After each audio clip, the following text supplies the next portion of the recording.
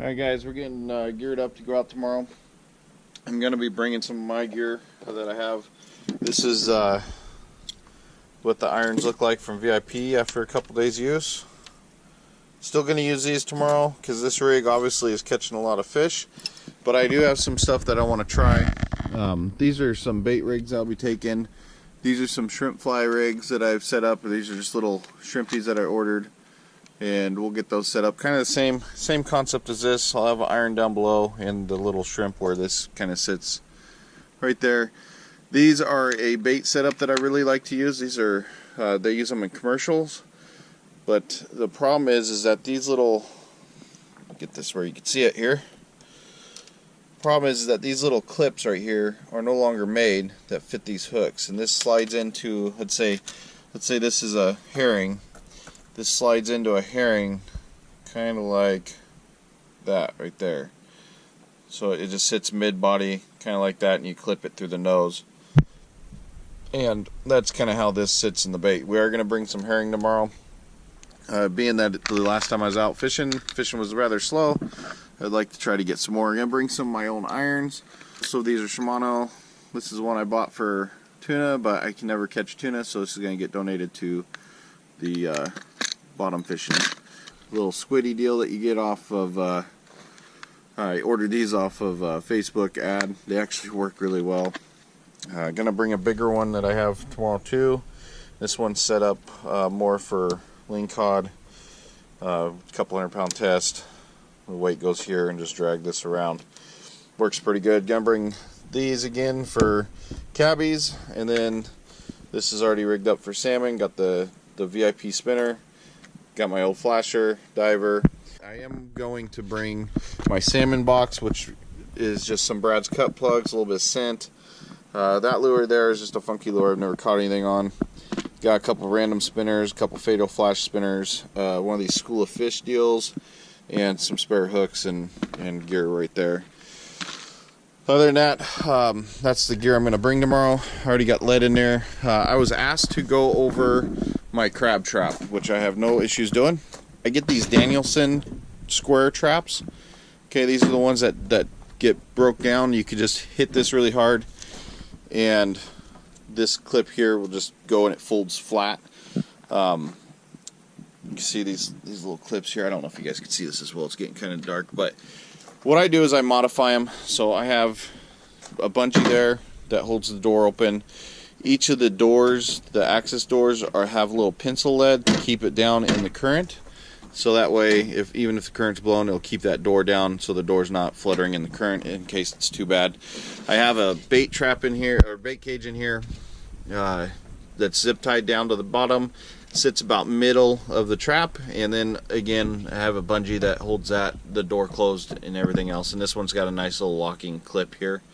And then I have about 45 to 50 feet of rope to 2 buoys, and then I have this little buoy at the end of the rope at the very end. So I have 2 buoys, that way the current won't hold it down.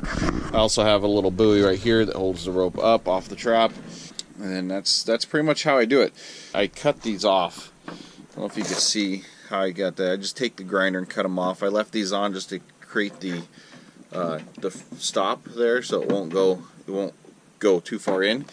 So far I haven't lost any crabs with it, and on the last trap I had, I didn't lose any crabs with that one either. The one I had to ditch out when I was almost sinking in the ocean.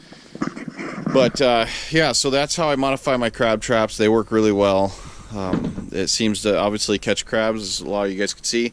I secure it on top of my cooler with this bungee, or not bungee, but little pull tight ratchet strap there, whatever you want to call it. So that's how I get it secured onto the cooler, and that way when I want it off, I just have to push the button and pull, and it comes off really easily.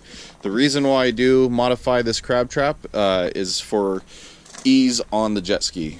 I don't want to be sitting there having to bang things or do whatever, and I'm sure it wouldn't be that bad, but for me on the jet ski, I want it as easy as I can to get off and on, and to deal with it the least amount. And for me, that was just modifying the door, and it works really well. Now I will put one fish head in there, and a lot of times if I've got it, take and tie 2 heads together and tie them right here so the crabs actually have something to eat, and then one's in the cage to keep them coming. Or you could put like herring or something really smelly in the cage and hang your fish heads in there.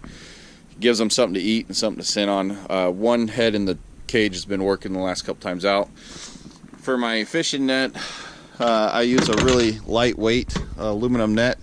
I can't remember who makes this, but it's honestly great. It has a really deep actual net, which is good for the bigger fish, and I really have been happy with this new net. I only have the new net because I broke the old one on the ski, so, or I lost them when I'm going too fast and they fall out.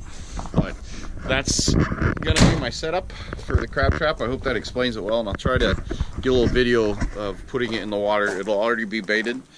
In the morning I bait them before I launch, and so it'll be baited and ready to go, but I'll try to get a little video of how I get it in the water. And I will definitely have the head mount tomorrow because I found my missing GoPro again.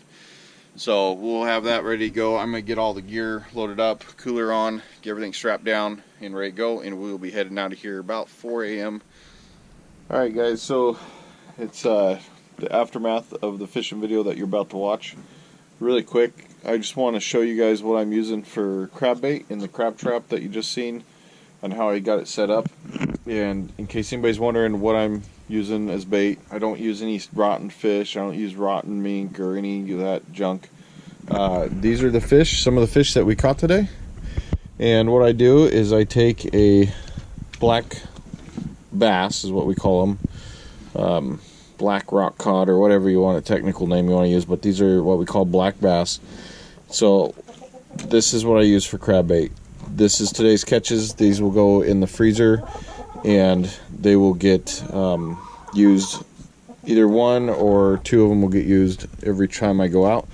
So simply how I do it is I obviously fillet them out, get the meat off, and then I take my knife and I cut right down along here, along the spine, and then come down the spine behind this meat that I kind of leave on the belly for this reason. And you come, if you cut between the vent, which is right there, and this fin, there's spikes on this fin, pretty heavy duty spikes right there. So you got to kind of cut those out through there. Kind of see, you kind of come up through the vent a little bit. This one, you can see where the spike was. You can see where the spike was. So this guy, I don't need this one. 3 baits is plenty enough. So I'm gonna just toss it in my bucket. And these are my crab baits. So this will be good. What I've been using the last couple times that you guys have been seeing is just one head in each trap. And as you can tell, that one head is good enough. Inside the head, the guts have been undisturbed. So all that is in there and nice and smelly for the crabs to eat and munch on while it's in the bait cage. So that's what I use. It's no secret. I don't use chicken. I don't do any of that. I don't use the mink. I can't stand the mink actually. And I don't let my fish rot or anything else, any other thing. I know a couple places that let their fish rot and use them. I don't know. The fresh catches seem to do the best. Even when I haven't gone all winter and I have one head or so left over, even that's frozen, that still produces very well for me the next year, even being frozen for a year. So yeah, that's my secret. If anybody's wondering, I obviously do really well on the crab. So I hope you guys enjoy the video. If you haven't already, please hit that subscribe button, and I will be back at you when we launch the boat.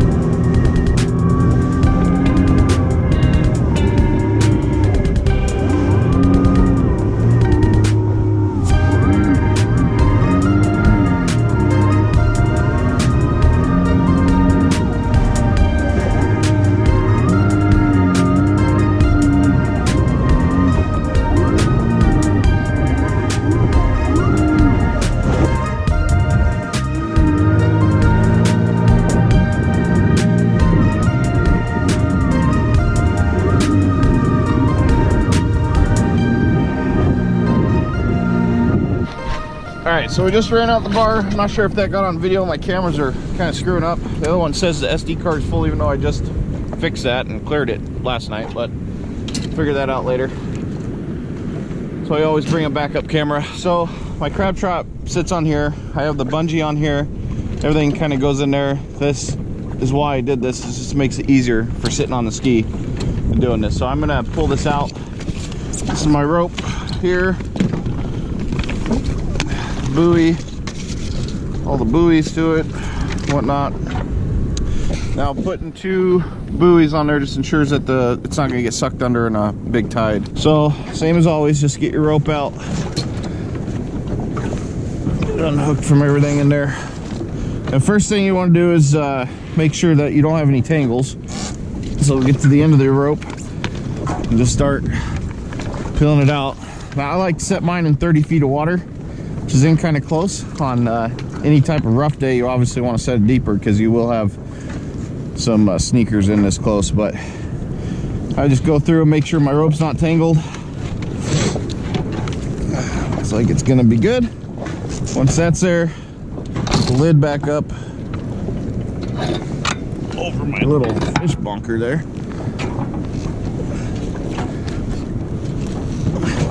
And I bait it and everything inside, so now it's ready to go. I already took the strap off that holds it on.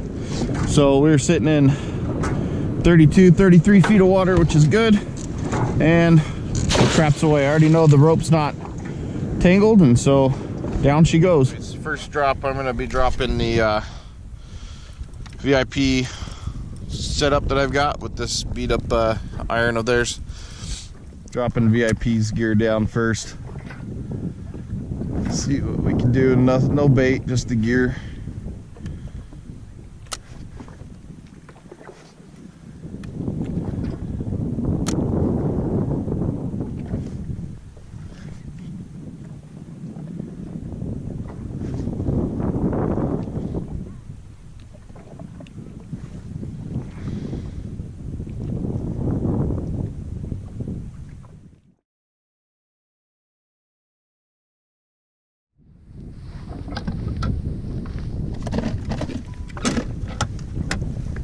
Okay, so hopefully you guys can see this. Hopefully this head mount's pointed down. I'm just gonna take my knife and come in right just below the vent, and I'm gonna just open her up right to the spine like that, halfway, and then these commercial rigs will go, basically shove it in right there. Hope you can see that right by the spine, and you just follow that spine up. And you want it to come out through the head, like in the mouth area, not on top like that. You got to get it down. Come on down, follow the spine. There's the eye. Want it to go right through and out the mouth, kind of like that. I don't know if you can see it there. Then you need to do is you take this clip and you come down through the head, right there. Find the hole through the hook and down through the mouth. Now these herring are actually a couple years old. They've just been sitting in the freezer. Hopefully that'll hold up pretty good, and we'll see. That's what we're gonna be drifting. Gonna go reset really fast, and then we'll send this on down. I don't know how well these are gonna hold up, but we'll see. I got some fresher stuff too, but these are just stuff that I need to get rid of. They've been in my freezer for too long, so I'm gonna try to use those today.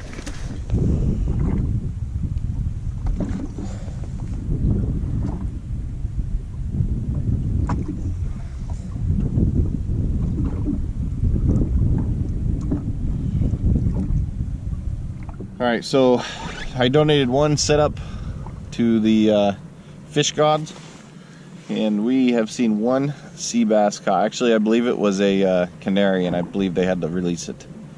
Or I believe they did release it. It was either copper or canary, one of the yellowfish. Anyways, that's all we've seen caught. There's probably a dozen boats out here, and the water is horribly murky and dirty, so we're gonna run south now, check a couple of spots down south, and maybe go fish in the off Pacific City a little bit. See, we're just gonna have to keep moving until we find fish. So we're gonna do about a 5-mile run south and see if we can't find something off those pinnacles. Well, it's 9 o'clock and I got my first fish of the day. To say it's slow fishing is an understatement. This is gonna be on one of my rigs. Let's see what we got. So hopefully this fish goes in the box.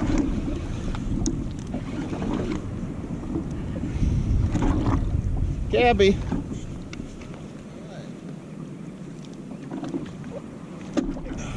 Yeah.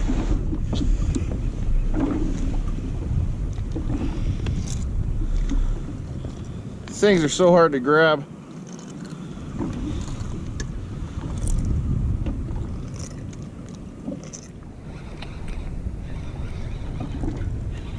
Alright, got a suspended school of fish that decided to finally eat. Hopefully these are going to be blacks. And I would like to just load up really fast with these guys. Oh yeah. Little blackie. He'll eat. He will eat.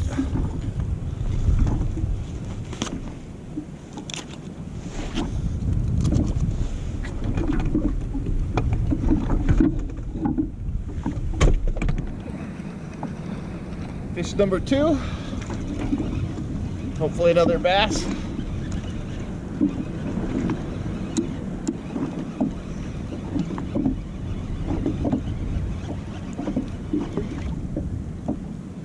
Yep, another nice bass. Keep pulling these blacks, make me happy.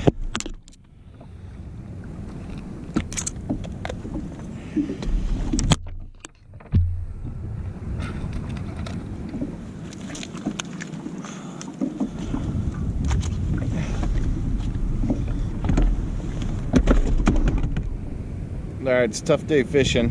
What I found is working here is I've got those little rubber shrimp deals set up as my shrimp flies, and then I've got a swim bait underneath, and I'm dropping down into this soft bottom, and looks like it's kelp or something down there, and dropping down into it and just slowly bringing it up, and they're hitting it on the way up. The last one I got actually hit it pretty much as soon as it hit the bottom. But these, I'm getting some good bites on the way up, just trying to get the hook set and get them on there good. Oh, there's a fish. Oh no, oh yeah, he's still there. Okay, there's one. Starting to mark fish again right there, so. Come on, black. This will be fish number 4 for me today. Caught the first one at 9 and it's now 9:23, so that's not bad. If we could, yes, another little guy, but you know what? He'll eat. And that's what I'm getting them on, is these little rubber shrimp. And then I've got that blue swim bait on the bottom. Cutting the gills, throwing them in the box.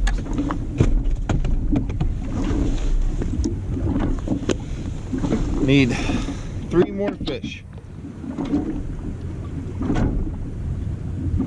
Oh, there we go. There's a fish.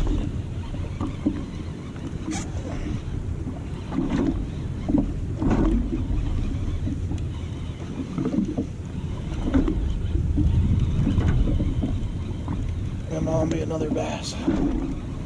Another black.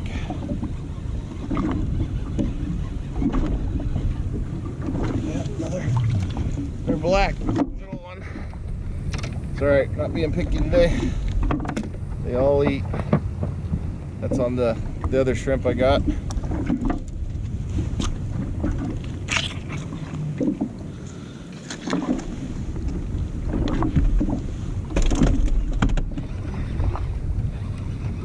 Fish number 6 coming up.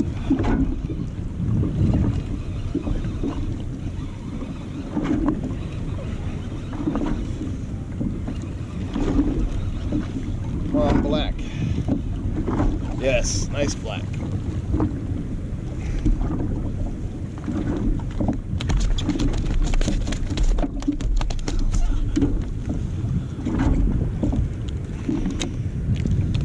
He's got a what they're feeding on down there. These little fish.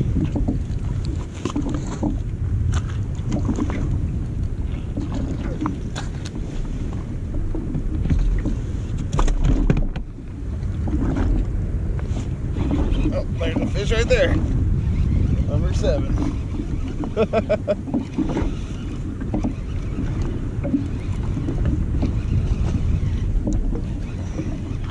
Oh, this might be a ling.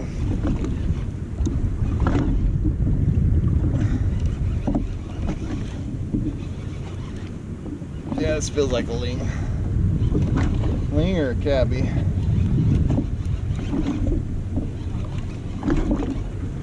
Come on, ling, that'd be good too. Oh, big bass. And a ling underneath. I got double.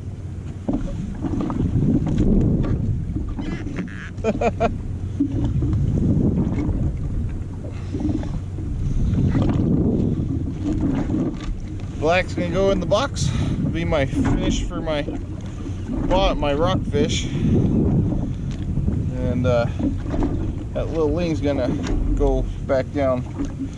Get released here in a second.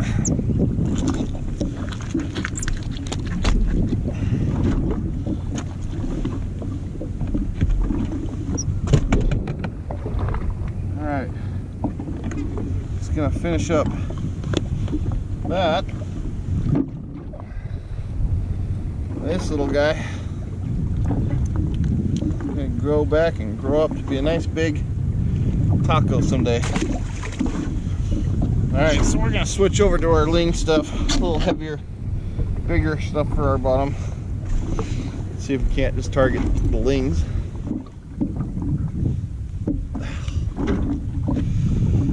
Just lost a fish. It's been pretty slow. It's been about an hour since I've caught a fish. Trying for lings out here off this pinnacle. Goes from 200 feet up to 100 feet. Getting some bites, but nothing sticking. So, alright, we're hooked up now. Just reset, just shut the camera off actually. And hooked up. Come on, ling. Come on, keeper ling, hopefully, right?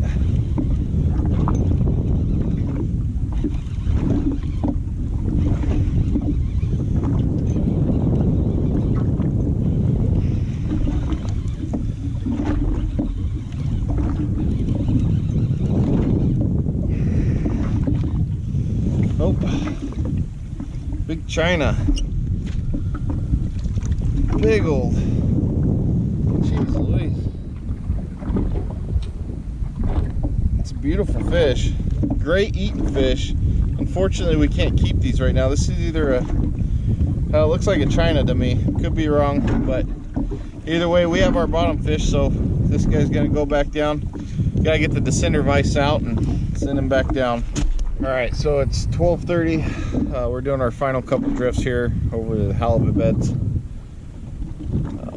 We're in 186 feet of water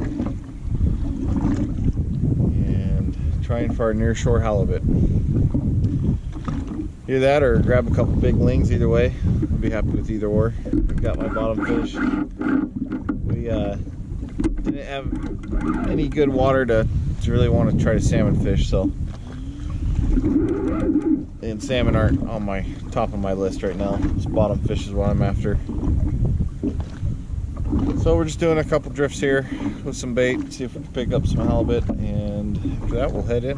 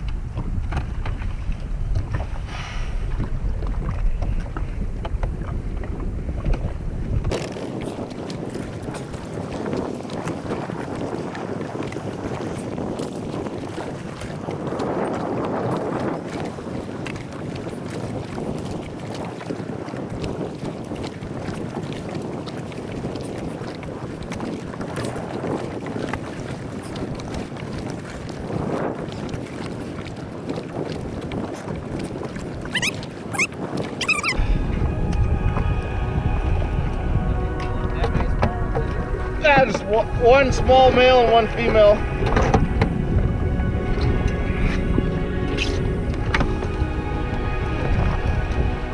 That one might be a small one too, so maybe 2 small males.